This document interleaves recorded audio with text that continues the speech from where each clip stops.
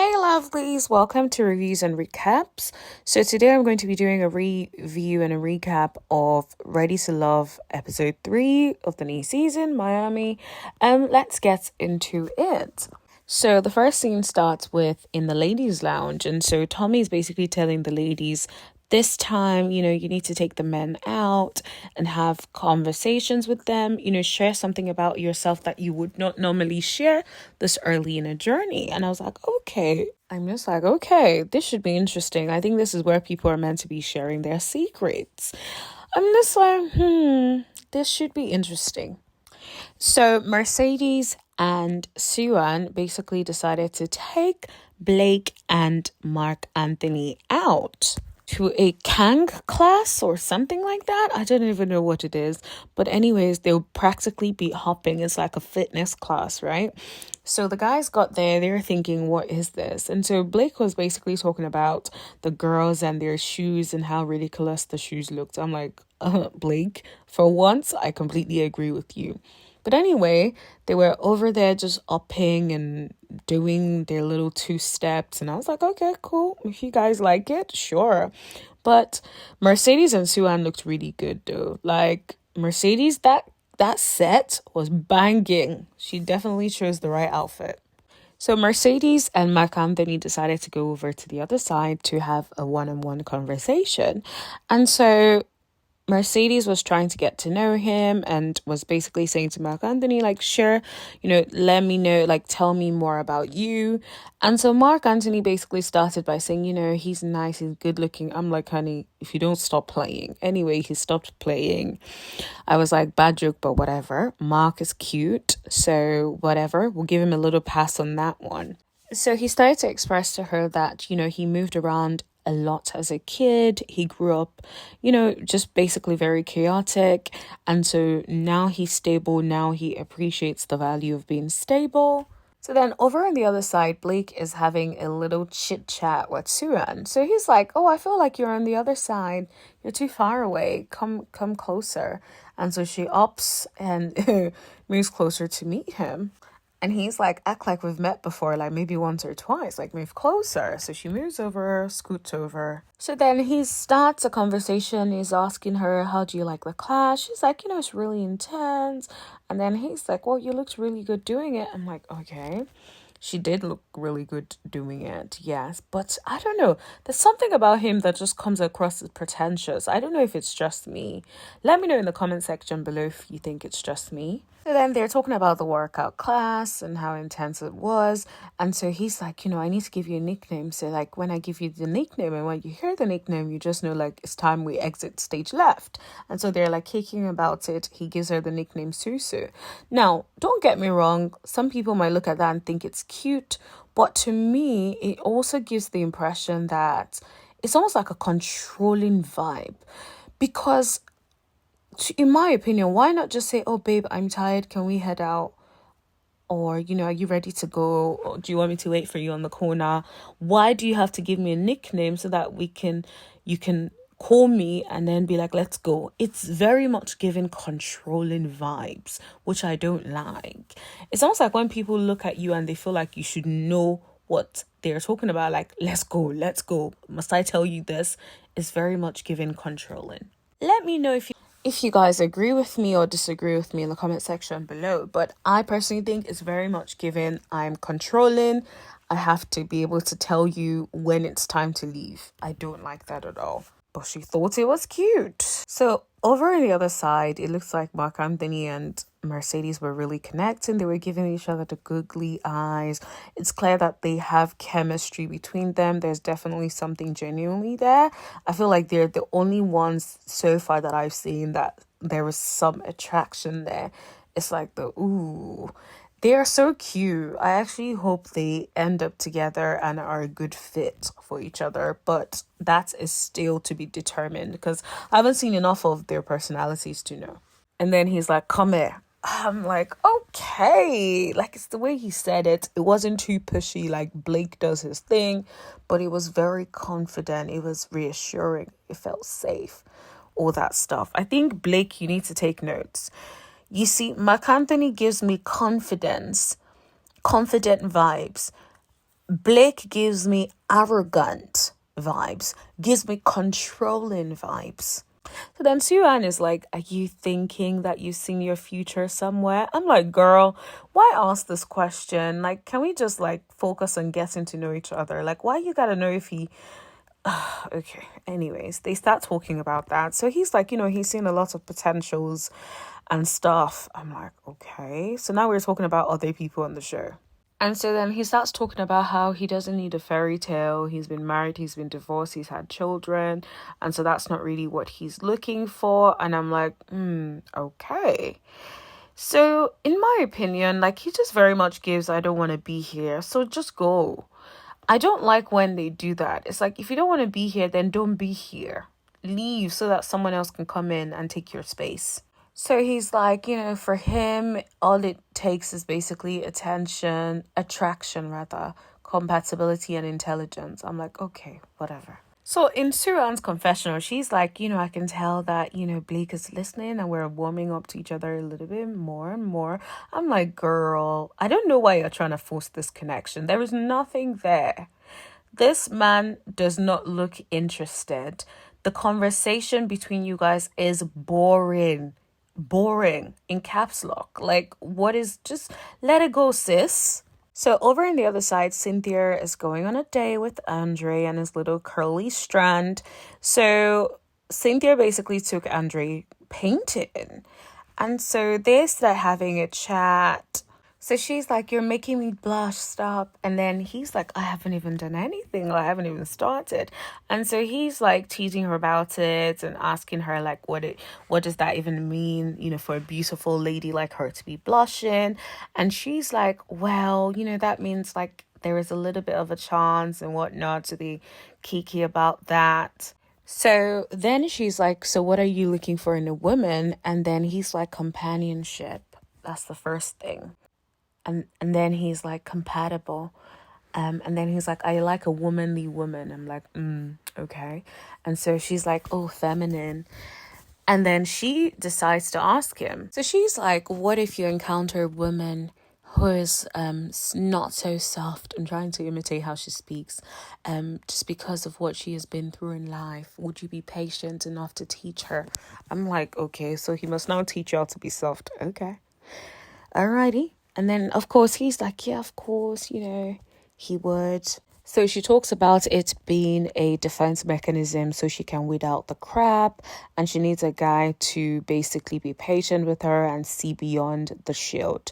And so I'm like, okay, they seem to have connected on that point. But my thing is, a lot of guys sort of act like they can get through that and be patient in that situation but the reality is, in most instances, once they realize or come across this headstrong personality or behavior or certain traits, right? Most times they would ends up becoming like a clash, as opposed to them being like, oh, I'm gonna be patient.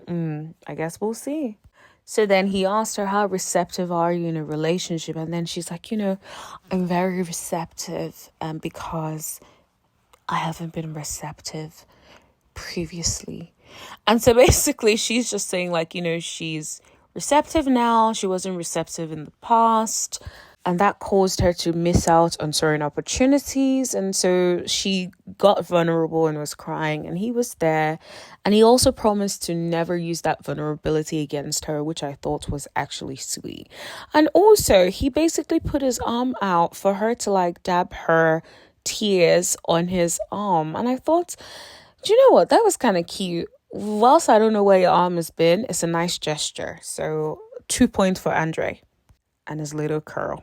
So over on the other side, Kovea had a date with Fabrice, and so she brought him out to ride bikes. They rode the bikes a little bit, and then Fabrice was saying in his confessionals that he gets the impression that Kovea is someone who would not want to like get so sweaty on the bikes, and so they basically pulled up to sit down and have their little chit chat.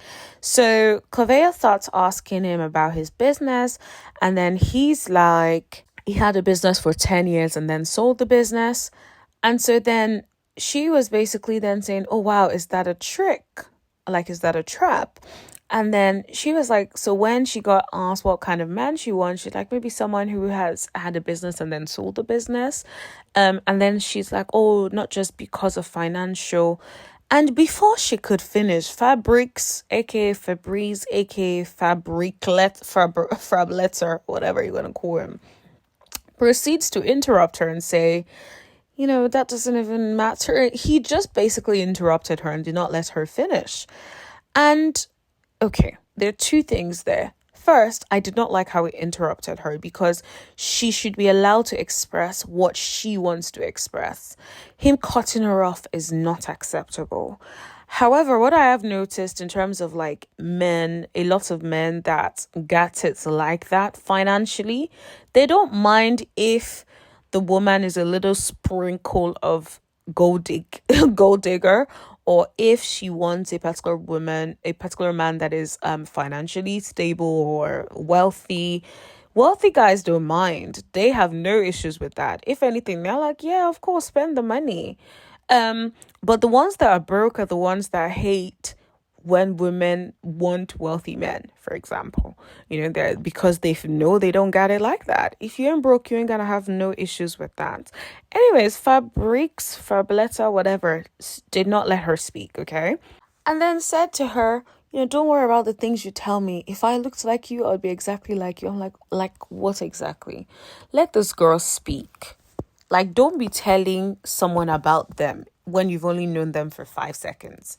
So then he's like, what do you like to do? She's like, oh, I love to inspire and motivate people on Instagram. I'm like, I'm sure there was some editing work done there. But anyways, so he's like, oh, his first love or one of his first loves was from Puerto Rico. So he understands her even better than she knows. I'm like, bro, what is your problem? Let this woman speak. So of course she was annoyed. I would be annoyed too. So over on the other side, Morgan and Marcia were having a date with Lyndon and Tony. I'm like, okay, so Morgan and Tony had this little tight hug. I'm like, okay, all right, Mr. Tony, you better make your intentions known. So Marcia pretty much went straight to the point and said, Tony basically asked us to show more of our personality and be honest and, transparent with you guys and express something that we have never shared with anyone at this early stage. So something, very personal. And so Morgan started and basically expressed that she had never been in love before. And Tony said in his confessionals, it's not a red flag, but it's something that he would need to ask more questions about. And I completely agree. Now, I am a woman of a particular age. Morgan is definitely older than me, I think. Yeah, definitely. What am I talking about? Yeah, definitely. But I've never been in love before. And so I completely understand what she says when she says that. But I also understand how most times it is because I do not even let it get to that point, because there were certain people that I could just tell that, I don't think your heart is safe for this person. Like, don't think about it. Don't do it. Don't do this, friend. And so I think that's probably the sort of experiences that she's had. But once she feels safe and comfortable and assured that this is the guy, then she will just naturally just fall in love, I think. My little 2 cents. And of course, Tony asked her if she wants to fall in love. And so she's like, she did come across a little bit like, she's still scared. But then she said, with the two options that she has here, I'm like, okay, you don't really like Lyndon like that. Let's not lie. You like Tony. We can see it. We were looking at you. We can see that it's Tony that you like. And that's okay. So Tony and Morgan decided to take a break and have their own little chit chat moment together. And it was just interesting. They were talking and Tony was basically letting it be known that, there are lots of beautiful women, but he is interested in her. And so she's looking, smiling. What I noticed was our arms were crossed the whole time, which is a very protective stance. It almost feels like you're not opening up, you're not really as receptive towards the connection. So I do wonder, I feel like she is very, very guarded, and if she wants well, not that I trust the Ready to Love process, but if just advice for her for the future, even if Ready to Love does not work out, she needs to be more open, not just like physically, but when you physically have such a protective stance, best believe emotionally and mentally you are not open. You have that protective stance, you have that wall built up already. It's clear as day, honey. So I would hope that maybe in the future, like that, she works on that. So yeah, anyways, side point, they were having their own little thing. They definitely have like a little, chemistry going on there. Over on the other side, Marcia and Lyndon are talking. And so he's basically saying that, he has a number. And she's like, but you didn't use it. And so he's like, oh, he's sorry. It's just like work and scheduling and stuff. And I love how she's like, well, that's pretty much an excuse and she ain't going to be tolerating that. And I'm like, good. Yeah, she's not going to let him off that easy. I'm like, 100%. Excuses are the tools of the incompetent. 100%. There is no reason why you should be casually or cavalier about not calling someone because of your schedule. Even if you sleep at 12 in the afternoon, before you went to bed, you could pick up the phone and say, oh, hey, how are you? I just got back from work. I'm really tired, but I really wanted to hear your voice. I hope you're good. And then I'm going to sleep now. Okay, take care, chit chat, bye bye. That's it. That is all you got to do. For you not to use the phone number, for her to say that, that means you didn't text her, you didn't call her once. That is a problem. You might as well put the phone number in the bin. Also, he very much gives me immature vibes.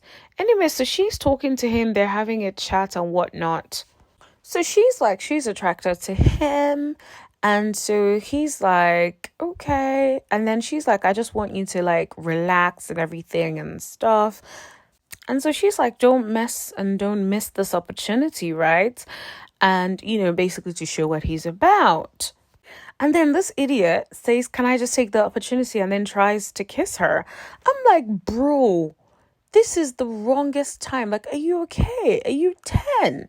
This is what I mean about this guy being so immature. No one will read the situation like that and think it's time for a kiss. Like, seriously? You guys are not even facing each other. It's like your body languages, you are turning towards her. A body language is closed off from you. She does not want you. So then he's like, oh, it's refreshing hanging out with you, even though you did not want to kiss me. And she's like, oh, don't take it personal. And so he's like, oh, I've been known to jump the gun and smooches. I'm like, yeah, you didn't have to tell us. We could all see it. The whole world could see it, honey. Because who thinks the next thing this woman is telling you to be more vulnerable and stuff, the next thing you're gonna kiss her? Like, are you all right, bro? Stop it. He's such a child. I don't care what nobody says. And this should be a show for mature singles. I'm not sure what he's doing on the show. And so over on the other side, Jeffrey and Demario are having a date. So she was wearing this like little cute black and pink outfit. I was like, okay, cool. And she took him over to ride horses. And so of course he's a city boy. So he's thinking like, bro, why am I here to ride horses? Like, what is this? But he went with it and they looks like they had such a good time. If anything, it made me feel like, girl, you better go and get yourself a horse to ride because that looks like so much fun. So over on the other side, Janique and Lyndon went on a date. She took him to a wine bar. I was like, okay, cool. That's a bit regular schmegler, but okay. No worries. So they went on there and they were chatting, and Zanik was basically trying to find out more about like his work life and what that looks like. And so the scene then went back to Jeffrey and Demario pretty much having fun and like washing the horses and stuff. It was cute. And so she started expressing to Demario how stuff like that means a lot to her, and that when she was younger, she used to play with horses and ride horses and grew up on a farm. But then once the divorce between her parents happened, she was moved and did not get to really experience that. So doing things like that brings her back to when she was younger. And I can totally understand that. So then she started asking him, like, what does that look like for you, dating a man without children? And so then, he starts saying like, it's totally fine. She's already like financially stable and she already takes care of the children. And so, he can come on board and take care of the children as well. I was like, okay, it all sounds good. But in reality, if I'm correct, I think Jeffrey has 2 kids. Like, is he really sure that he can handle taking care of 2 children? Not one, 2. So they took us back to Zonique and Lyndon. And so he's like, oh, he spends a lot of time in the nightlife, but it's just not that much partying. It's more like being in the office. And I'm like, if you say so, sir. And so she's like, oh, she doesn't even mind that. She just wants someone who she can go out with and have a good time with. And they could also like chill and kick it and just be laid back together. And I completely understand that. I think it's always important to have a balance. You don't want someone where you guys can't do any or certain things together because he's just too boring. And you also don't want someone who is out in the streets every single night, day, morning, whatever. That is just exhausting. And yeah. So finally, we're back at the ladies' lounge with Uncle Tommy. And so he's starting to ask the ladies like, oh, what's going on and who are you connecting with and all the shenanigans. So, all the girls are like talking and saying their little speeches about, who they liked and all that stuff. And so, of course, Mercedes was giddy about Mark Anthony. I'm like, girl, I understand. He is fine. And that flirtatious banter, I love it. So then Sue Ann starts talking about Blake and how he gave her a nickname and Susu. And then everyone's like, oh, that's cute. I'm like, honey, the fact that Sue Ann did not understand the context in which the name is given gives me cause for concern, in my opinion. Because to me, it was a means of control. And so it's not giving what it needs to give. It's not giving what she thinks it's given. And so she starts talking about feeling Anthony. I'm like, we didn't even see Anthony this episode. So interesting. I'm glad someone mentioned him. So she's like, girl, dad, all of that. So at least we know someone is feeling Mr. Anthony. So Marcia starts talking about how Lyndon, opened up a bit too much and leaned in for a kiss. I'm like, oop. Did you see her facial expression? That girl did not want to kiss that man. She's like, my neck almost snapped. I'm like, oop, that girl does not like you like that. So she's like, but I enjoyed Lyndon and Tony. I'm like, I think you're just keeping him there so that you can stay on the show for as long as you want to. Because let's be honest, man, you don't have the hots for that guy. You do not. So like, let's stop leading this man on. But so Morgan starts talking about like, liking Tony and how Tony has been really transparent since the beginning. I'm like, okay, to be honest, Tony has been very clear that he's liked Morgan from day one. I think the whole world knows that at this point. And so Jeffrey starts talking about her date with Demario and how he gives husband energy for sure. I'm like, okay, I guess still to be seen. So Nephew Tommy starts asking them, so who are you not feeling? So what was interesting is it was sort of like split. So someone said Demario, then 2 people said, I think one person said Lyndon, and then someone said Fabrice. So the girls start talking about like Fabrice and how, he talks about sex too much and almost like he wears it as a badge of honor. I'm like, yes. And they're like, he's a man of a particular age. He should know better. I'm like, finally, ding, ding. Like, this is what I've been saying since they first introduced Fabletics or Febreze or Fabrics or whatever you want to call him. Like, seriously, sir, you should know better. What is all this sex talk? It's not attractive. So then Morgan basically said she's not feeling Blake and that, she wants to have children. He has had all of his children, but he sort of seemed like he was coming for her just because she wanted to have her own children, And then Jeffrey proceeds to say that Blake has expressed that he hates that he's having to go through this whole process because he already has found his girl. Did you see Mercedes' face like, huh? And so apparently he told Jeffrey that you're my dream woman. I'm like, whoa. And she's like, every time it almost seems like he wants to know what time I'm getting it done, who I'm speaking to, and all that stuff. And she's just starting to feel like he's you're doing too much. And she's starting to feel like she's in a relationship without being in a relationship. So she's like, she hasn't been able to breathe due to Blake. That is a controlling man. Remember what I said at the start of the episode, guys? Like, think about it. That man was giving controlling vibes even before Jeffrey said it.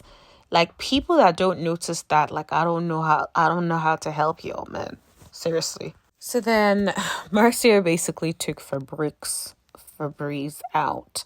And so then he starts pointing at her breast and like, oh, these are amazing.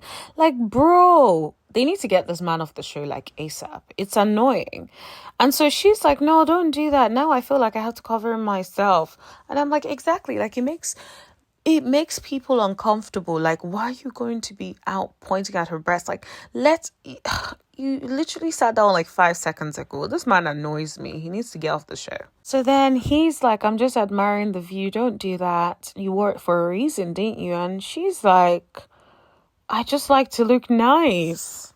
And then he's like, I like to look nice. I'm like, oh, right. So then over on the other side, Sue-Ann was having a date with Blake. Now, Blake came in this like outfit and he looked good in the outfit. Don't get me wrong. I still don't like Blake, but he looks good in the outfit. I'll give him that. So over to the other side, Mercer started having a conversation with Fabrics to basically let him know that the ladies are sort of tired of him bringing up sex. That's the long and short, honey. And then he's like, oh, if they tell you that sex is not important in a relationship, then they're lying to themselves. I'm like, no one said it is not important. Brother, listen.